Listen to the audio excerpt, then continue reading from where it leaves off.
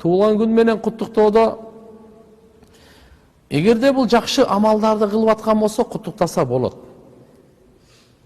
Эгерде бул жакшы амалда жок болсо ага кайгы айтыш керек. Көңүл айтыш керек туулган күнүндө.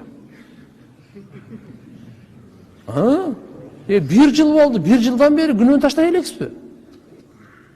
Bir жылдан бери намаз окубай койдуңузбу? Охо! Bir жылдан бери Куран ача элексизби? Bir жылдан бери тоба кыла элексизби? Жок, аксалар андай болбойт да.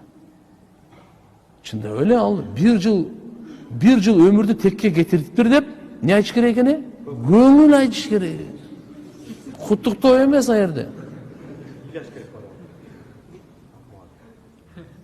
А эгерде машалла bir жыл намазын каза кылган жок, bir жыл ороза кармады, садака, зикир, дуа, Кур'ан, bir жыл эч кимде гыйбат кылган жок, эч кимге жала жапкан жок, бирөөнүн абирин ачкан жок, бирөөнүн акчасын алып алган жок, бирөөгө зулумдук кылган жок, бирөөнү кордогон жок.